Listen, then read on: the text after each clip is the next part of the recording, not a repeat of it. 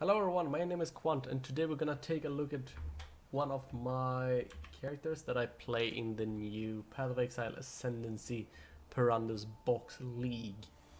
I'm a level 59 Templar, and as you saw in the title, I am a static strike / orb weaver, well, Orb of Storm character. Just to get it out of the way, the name for this character is Japanese inspired and it's supposed to be pronounced Kimurate and not Kimurate or something like that. Kimurate. It doesn't mean anything in Japanese, it's just Japanese inspired. But moving on, this Templar is really lightning based, obviously, and cannot try to fall in the file of gimmicky Templar characters. We should really try to make it a tanky Templar with a really cool synergy between actually attacking and using spells. As you could see in the title, of course, like I said, Static Strike and Orb of Storm, it's an attack and a spell. The main thing that got me interested to make this build was mainly this Ascendancy node, the Instrument of Virtue, which means that every time you cast a spell, you get increased spell damage and attack damage, and every time you attack, you get increased attack speed and cast speed. This could easily be achieved by having a movement skill and an actual skill on the other end, so to say. If you have a attack movement skill like Sleep Slam and Whirling Strike, and then you are a spellcaster, or if you use a spell movement speed such as Lightning Warp or Flame Dash and actually use attacks. But that's an easy way to actually go around and get the buffs. But I kind of felt like I want to make this opened up, to me at least, to build a really gimmicky caster heavy hitting Templar, especially also with the combination of Righteous Providence and Inevitable Judgment, which just means that you crit a little oftener but also a lot harder. 45% crit multiplier against enemies already got a status ailment on them, and your crits ignore elemental resistances. So that got me to think of the entire idea, and the entire idea is basically you have an Orb of Storm and you charge it by attacking as fast as possible. Sadly though, multi-strike doesn't really work too well with this, because without multi-strike you can see I charge up with every attack, but with multi-strike I only charge up every third attack. That's because the wording on Orb of Storm is every cast gives an extra charge to the Orb of Storm, and multi-strike doesn't mean that you just attack faster, it means that you actually cast longer. Well, it repeats 3 times, so it doesn't work that well. But the entire idea of the build is still Orb of Storm and hitting away with Lightning Strike. Now, since this character is only 59, it doesn't really feel like it makes too much sense to actually go through the gear I have and everything, because most of the gear is just make fix what I got right now. The only gear that are there that will probably stay is the Empire's Grasp. I got them to get the reverse knockback on a couple of things, which I will explain soon, and also to get a lot of armor. And I got a 5-link chest piece. I just found it 5-linked, and then I used an alchemy on it, and that's what I roll with, because 5-link is better than a 4-link. Simple as that. But I'm gonna represent the links I want to use in this way, which means in my weapon I want to have a cost when damage taken, a low load 1 with a Tempest Shield, just to get the extra block chance, and also a little bit gimmicky with the lightning damage, even though it's going to be low damage, but mostly for the block chance. And then I have that with a linked knockback, so that every time I block and I deal this sappy damage, it has a chance to knock, and it's back. I might also go through the Orb of Storm, because that's kind of where the main knockback comes in. So I use Orb of Storm with increased area effect, with less duration, and Iron Will in the socket that gives it a level 10 knockback. So this means that it saps out and it has a chance to always pull people towards the orb, which I always place basically on me or really close to me. This just means that it got a chance to pull things in, and it's a good thing to have. Like, it's not really necessary in any ways, it's just that I thought I wanted to have that because I liked armor, and also like, why not? It just means that pesky enemies that try and run away, or actually kind of realized, well, kind of saw that the Orb of Storm actually has a bigger radius than my Static Strike, and my Static Strike is too small to actually hit ranged enemies, and so the Orb of Storm actually helps to pull those in into the Static Strike radius, and so on and so on. So it's just a cool little interaction. So with the Orb of Storm, like I said, increased air effect, self-explanatory, and the less duration I got for 2 reasons.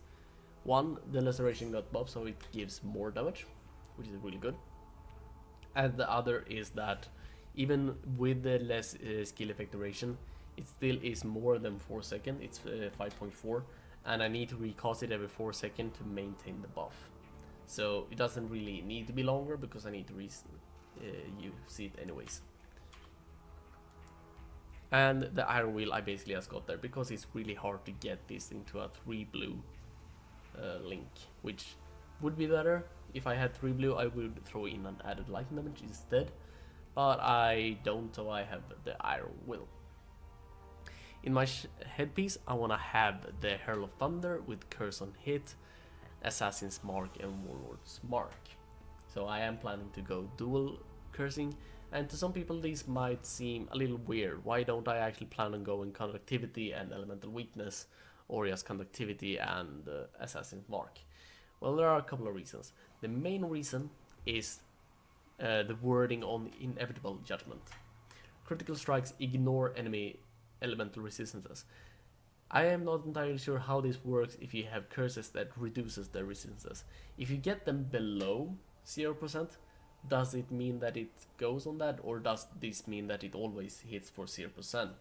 And also, if the enemy have of the curse, say 15% resistance, this is gonna reduce it to 0, which means that it is not gonna do enough. And also, if I go dual Conductivity and Elemental Weakness, it kind of feels like it takes away a little bit of the effect the Inevitable Judgment have. The fact that Inevitable Judgment have so critical strikes ignore enemy elemental resistances kind of makes it so you don't actually need to have the other curse. You can go something else.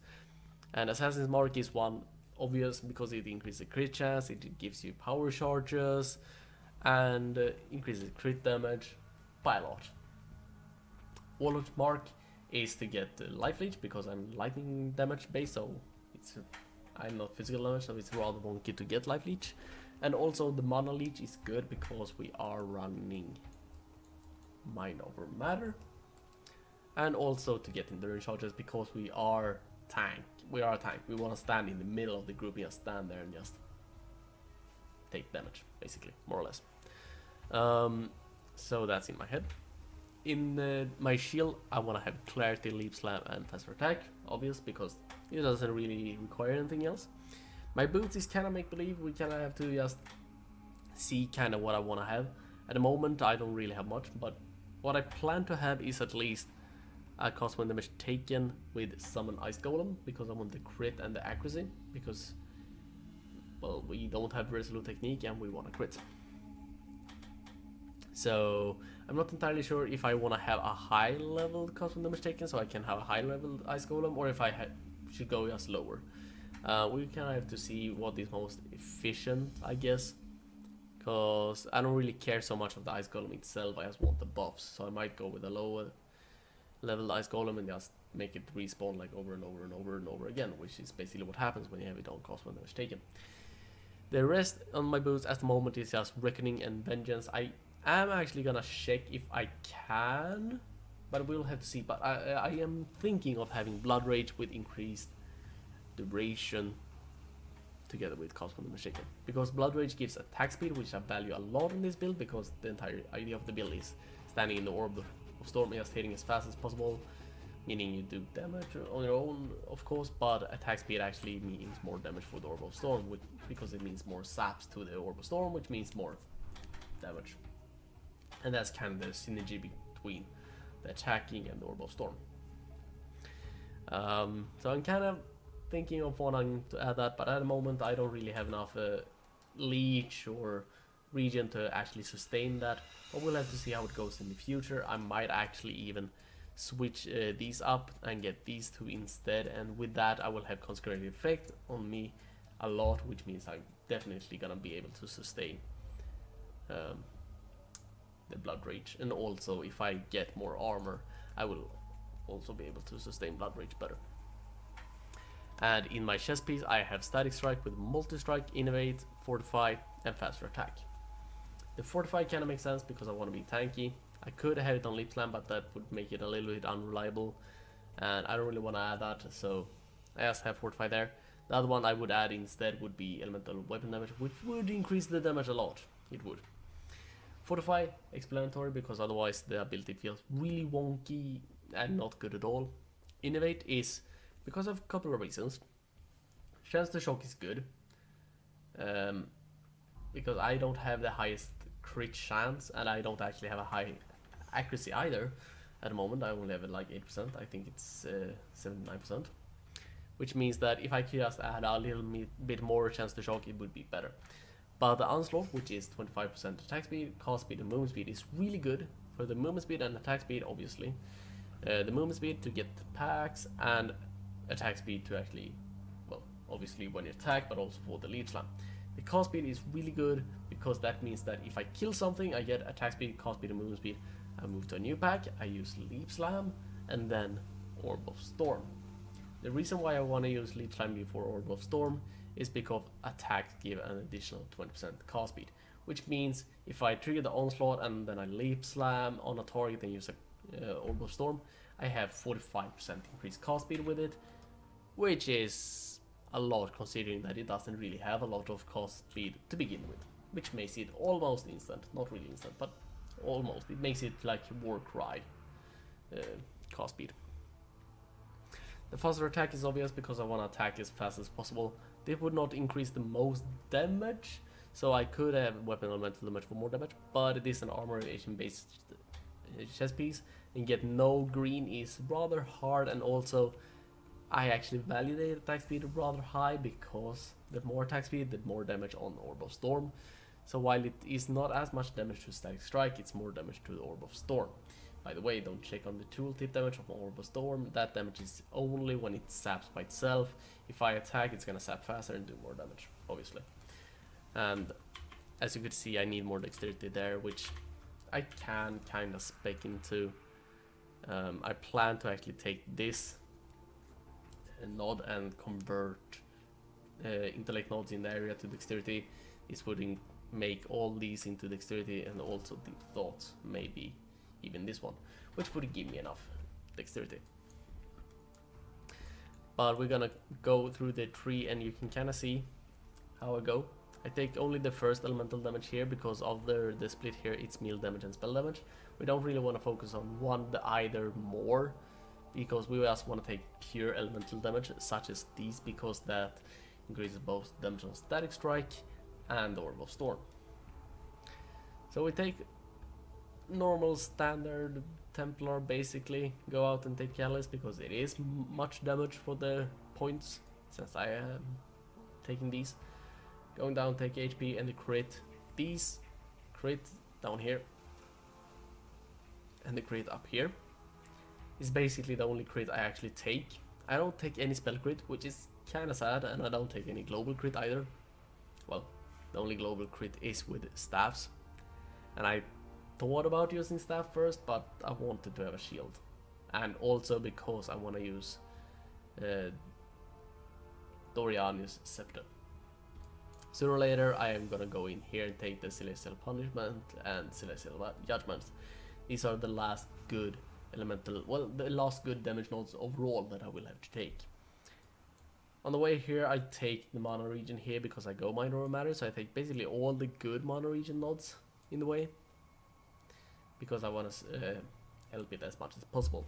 I do have to use Potion though when I'm up against bigger packs and such, and I might actually have to upgrade the flask a little bit, because I don't want the mana to just go full right away, and will take away the mana flask charge, but at the same time, when I get hit really hard, this doesn't even help as it is. So we'll have to see what I do. I obviously take the increased air effect here, and what I'm doing right now is I'm going down here to take heart and soul, because more HP and mana is basically also a little bit of HP thanks to minor matter. And once I got the Warlord's Mark going, I hope that I can sustain my mana a little bit better. But the other thing I'm also gonna take for mana wise is I'm gonna take this increased area, well, this area with the life and the reduced mana cost of skill, because the lesser the skill cost, the more mana I get back as well. And I think of getting these because it's a lot of mana. It's 5 and 22, it's a lot of mana. And I might go in and take these, we'll have to see. But that's basically more and more the build as it is. I plan on taking a little nodes over here and there.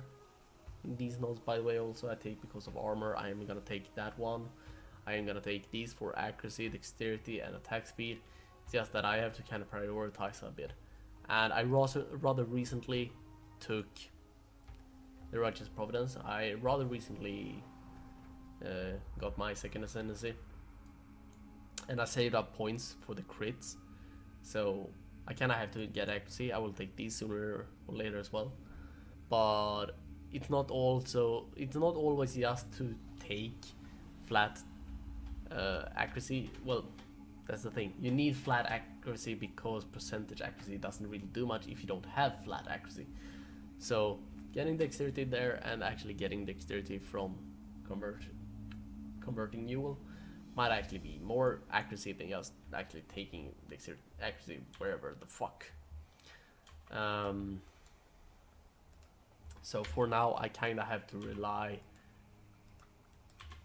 So as of now I kind of have to rely on accuracy on my helmet at the moment, but I'm looking to get extra accuracy on the rings and maybe amulet, because it's not the best. Like this amulet, for example, it doesn't really do anything.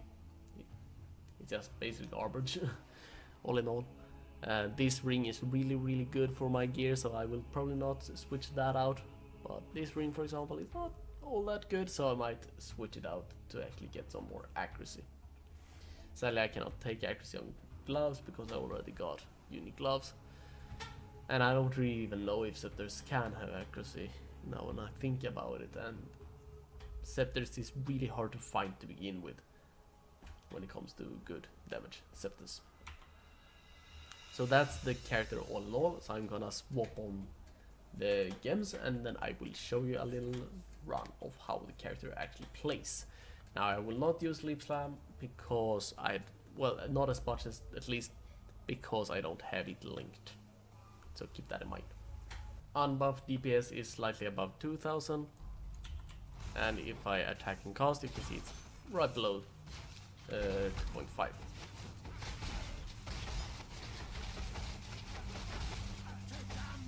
can actually pick up.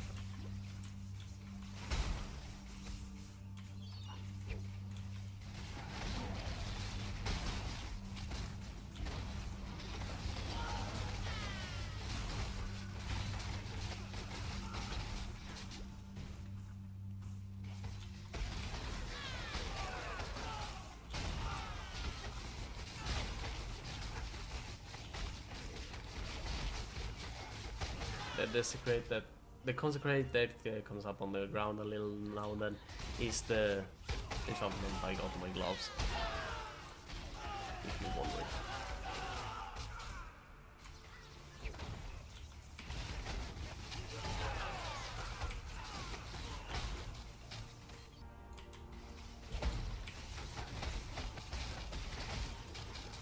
I can also throw it out there, the two major items that I am looking to get. The Dorian is Catalyst because of obvious reason. It is the best scepter for any hitters and even good for casters as well. But you got really high attack damage, you got attack speed, and you got global critical strike chance. The cost speed is just a nice bonus, but you got a high elemental damage. That's the thing that is really good about this one because that increases both the damage on static strike and on orb of storms. The other one I obviously want is over there, which is Dorianis Imitation. You can see the theme, Dorianis. And I want the lightning damage version, of course, because of the increased damage, the armor, fire resistance, cold resistance is just good. It's just lots of lightning damage and all over good stats, and both these together give elemental damage leeches life even more, which is really good. Elemental / lightning. So that's gonna be the build. I hope you enjoyed it. If you liked it, then please like it, obviously. Subscribe to my channel, and if you wanna check out the skill tree more in depth, I have it linked in the description, and I will have points, all the points where I plan to take it, all the points I plan to take. And also down there in the description you can see the link to my Twitch channel, which I am starting to stream in quite a bit now, and you can see this character in action live if you go over there, because it is the character that I at the moment at least play. I have another character that I will show off later that I can spoil a little bit. It is a trapper. If you're interested, then check that out when it comes out.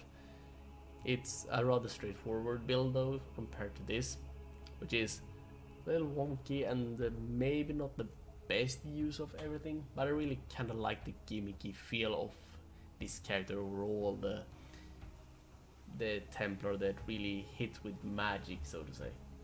And I really like the gimmicks of this character so far.